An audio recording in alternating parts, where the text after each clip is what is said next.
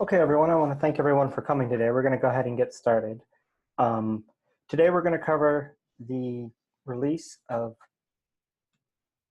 INTACT 6.2. It came out last week. If you haven't received the update or the email about it, please feel free to contact us. Hopefully some of you have tried to download it and use it.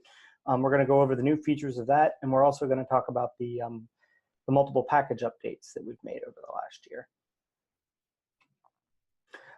One thing, there's a Q&A window. If you click Q&A, please type in your questions. We're going to queue them all up for the end of the presentation so that everybody can see them. So let's talk about what we're here to talk about today. We're going to talk about 3.2.6.2, the releases. Major things that were in this release of INTACT. We added cloud licensing support, which we're going to demonstrate today. It's pretty straightforward, but we'll talk a little bit about how that works and how it might be helpful to people. We added IPv6 router advertisement options.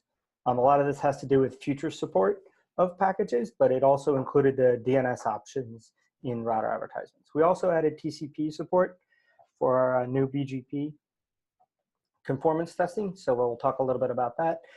And one thing we want to recommend is all these new packages I'm about to talk about, we're going to recommend that you update to 6.2. There's a couple of, it'll throw a couple of warnings if you don't update, so we're recommending to everyone to update to 6.2 to be able to use the newest playlist as they're available.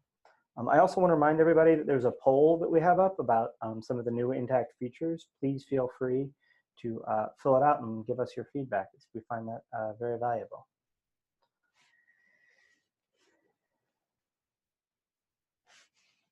So the first thing we want to talk about a little bit is the IPv6 ready test plan updates. So the last revision of the test plan was 4.0.7.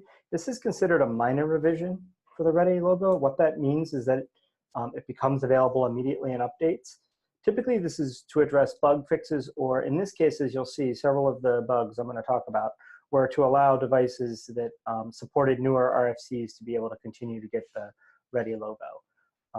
The first one is to allow devices to not process the hop-by-hop option. This was an update in RFC 8200. We're going to roll out new test cases for that RFC, which I'll talk about later. But for right now, I wanted to make sure that if the device chooses not to support those options, that it's optional. Obviously, we still recommend it, as most implementations will process them. But for the moment, if you don't process them, you will still be able to get the ready logo.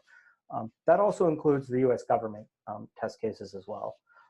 We also added the ability for a device not to send a packet to message with an MTU of less than 1280 for atomic fragments. We also allowed the transmission of more than 3 RSs due to RFC 7559, which has to do with RS resiliency, in particular around wireless or lossy networks. The only other update that was important to that was test case 418 was updated to support separate destinations, and this is because of destination caches. We had a couple of implementations that would fail this test case, and it wasn't against the standard, so we updated it to make sure that it met all the implementations. We just changed the source address of one of the things.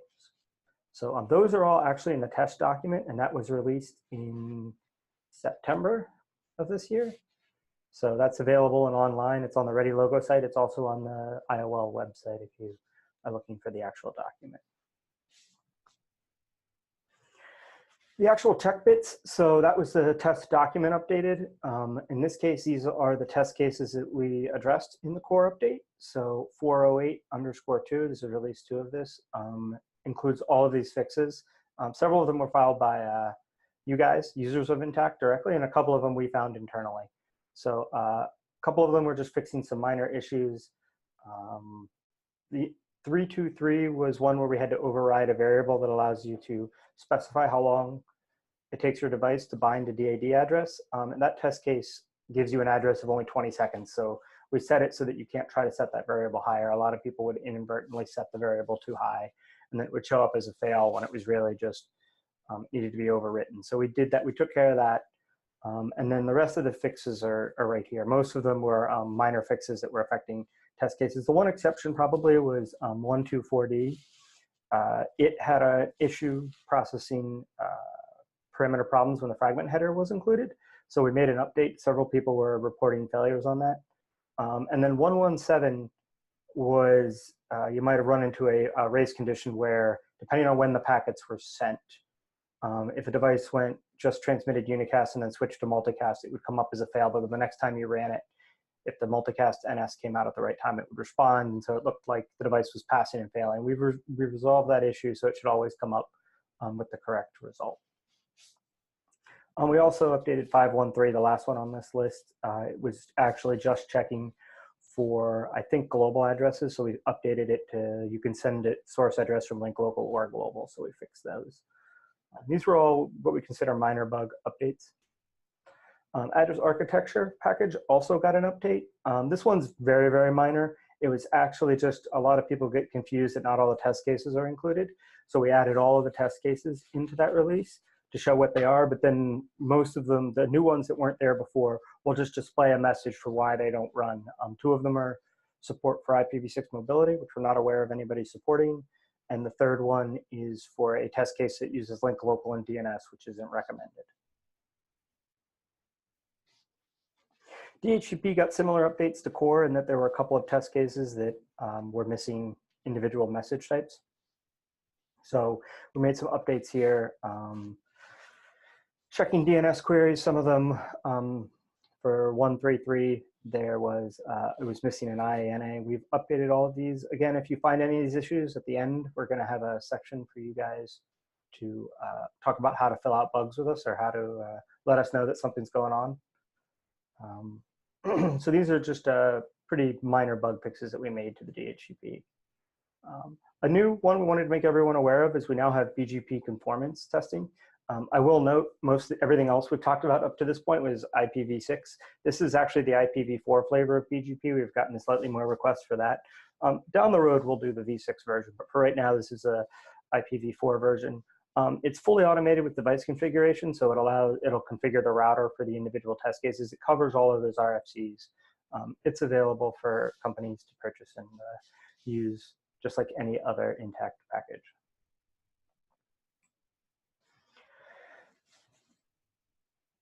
Looking forward, these are a couple of the new things we'll be rolling out in the next 6 months to a year. We're looking into Docker support. In particular, this allows people to deploy things in a Docker environment. We currently have virtual machines for most of our deployments. We've had some customers express interest in using a Docker format. We're also going to release some updates for IPv6 Ready Core, in particular for the new test cases for RFC 8200 and 8201. In general, we're probably going to add a couple more test cases based on the new IETF node requirements document that includes some updates for security purposes, in particular around neighbor discovery with dealing with fragmentation headers. We're going to add those too.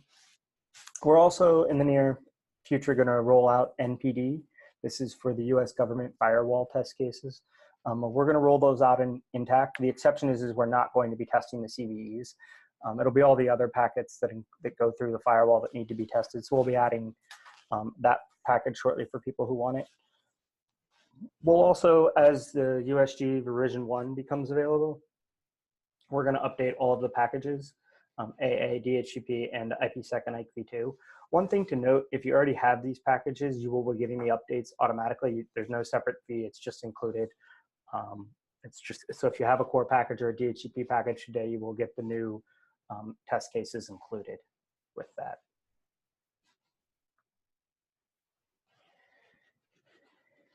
Intact 3.3, we're planning on releasing this on June 14th. The 4 major features, there's a couple of things going on under the hood, in particular around packet processing for some of the newest RFC stuff, but we're also going to have an updated GUI. The Java GUI is going to be updated this go around.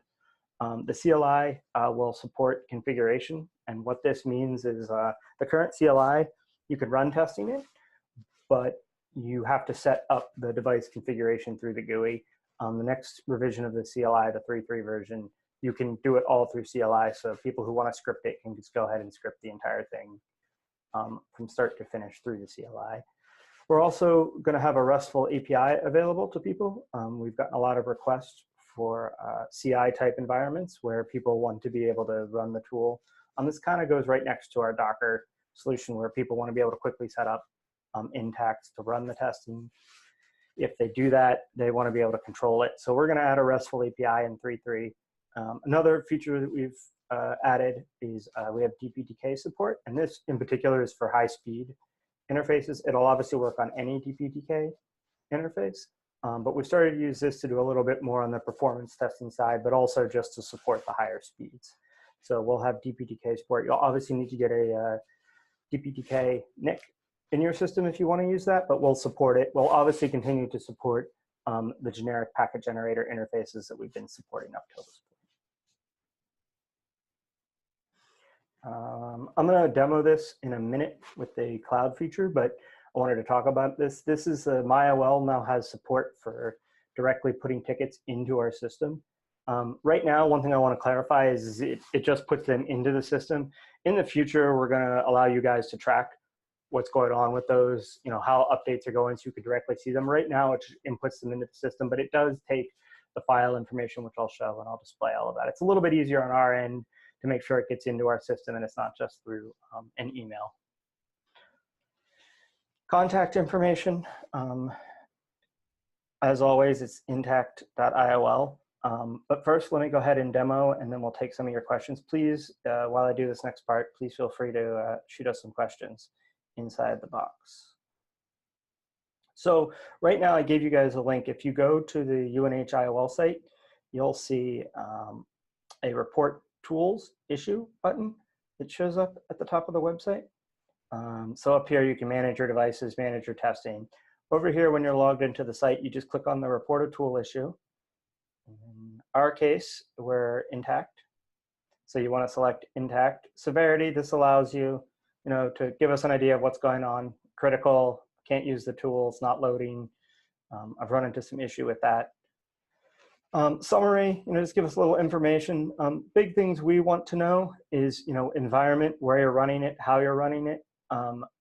Affected test cases definitely help us, but also in our case, and I'll remind everyone in a minute how to get it, there's a debug zip. If you could attach that, we find that very helpful. In this case, it's for our records.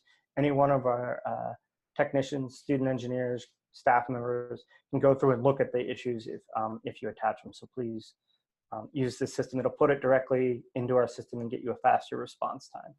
So again, just log into the My Site and click on the report a tool issue. So lastly, I wanted to show the cloud support. So right now, I've just installed a new version of 3.2.6.2. This is the message that you will get that will pop up if you don't have a license. So it's throwing me a product error message. So I want to select the cloud license. In this case, I have a cloud license. So you use the same, instead of using the license manager, you click the cloud license button. Someone from the IOL, probably Michaela or myself, will send you a file. We'll give you access to this. You click on the little lick file, you choose it, you put it right in there and you click OK. And then Intact will connect directly up to the cloud. The upside to here is this allows us to better control the licenses. A lot of people have had issues where licenses have updated underneath you on the license manager. You do an update to the hardware, you do an update to the RAM. The cloud service allows us to get around all those issues. The one catch is you do have to have the app online. So the app has to be accessible, be able to connect back to the cloud service. So we're still going to continue to support the license manager for those who are in isolated networks, but we've found it a lot easier to be able to control and help people support and debug using this cloud license feature. So, I don't have depending on Q&A, I'll leave this up, but I also want to just remind everyone when you're doing if you have an issue and you need our help, you go right under the help menu and you click the make debug zip, and it will go and create a zip file, and then you attach that to us. That gives us all the logs, all the information we might need. If you ever need to update your installer or you're changing for whatever reason, under the help button, there's also the license installer, which gives you that same window we just had a second ago. So just a reminder, the new feature we added was cloud licensing. So some of you will start to get this from us on renewals. Just know, when we say cloud license, that's where we want it to go into the system.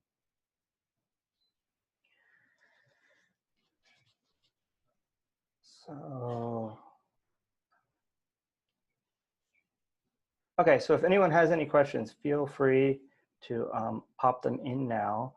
The main things we've talked about today included the cloud licensing for 6.2. The GUI is mostly the same. We did update, like I said, several issues that existed in the test cases. One thing I see we have a question about is US Gov revision 1. One thing to note about that is we're hoping that it'll be available due to government shutdowns. It's been a little bit slower than what we originally anticipated. We're hoping that it'll be available in the next 90 days, and we expect that one more revision and then 30 days after that to have it finalized. So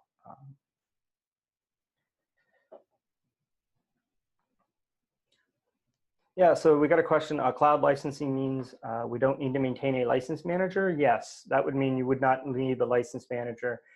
This is in particular, we found this helpful for deployments where a license manager is sitting at one site and they have trouble getting VPN access or to other departments. The cloud license sits outside and is available to anybody. It sits on a web server that is actually in Amazon cloud.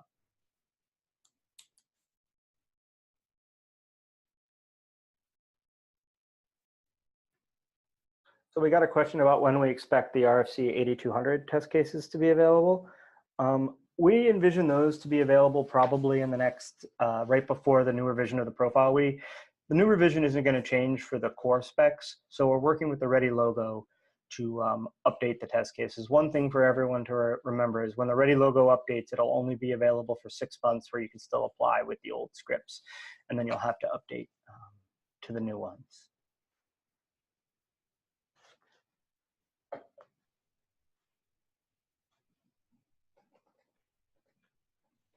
Just want to quickly remind everyone we have a poll that's available. Please feel free to fill out the information in it and give us a vote. Helps us decide on what new features, what next things we're going to be adding to Intact. We also envision a survey coming out for several of you just for us to get an idea of how many people are running Intact apps on things like Microsoft Windows, Mac OS. We don't want to be supporting features that people aren't using, so we're going to send out a survey just to get a usage idea. You should be getting that from us in the next 2 weeks. Yeah, we got a question about, is this presentation available for download? We have a wonderful website that has all of our webinars on it. If you go to, and here I'll do it live. Oops, can't see what I'm typing.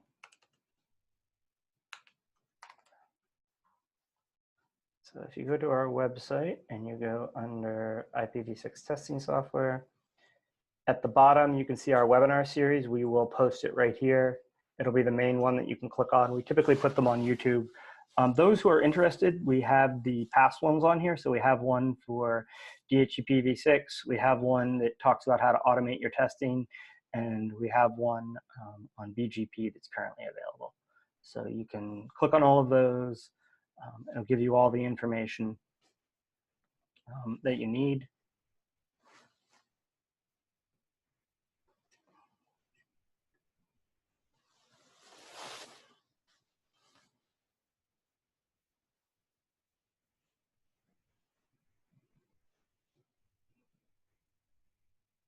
One thing to note, someone asked about the version of Java. Currently, we support Java 8. We're looking for 3.3 to possibly support Java 11.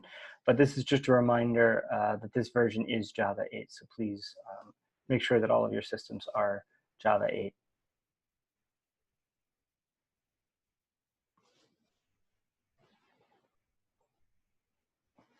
Okay, we don't have any more questions. So I'll give you guys one more minute if anyone wants to put in any more questions. We'll We'll continue. One thing we didn't talk about is we haven't had a whole lot of updates for CE Router or IPsec.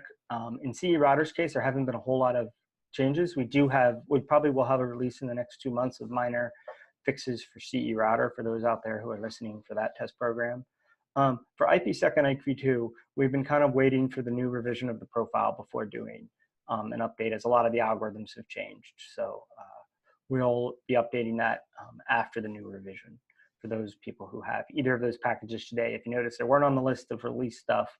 The release plan for CE Router will be shortly. We consider it very minor. They're only bug fixes. There's no actual change in the test spec. And for IPsec, we're waiting on the new revision because we didn't want to put a lot of work into supporting the old revision of the profile. So if you have any questions about any of this stuff, please feel free to email intact@iol.unh.edu. I wanted to thank everybody. We had very good attendance today, so thanks everyone for coming online, seeing the tool. Also, there's, as a reminder, there's the UNH IOL website. You can put in information that also allows for feature requests. So if you have features that you think of, please feel free to log in and log those. Thanks, everybody.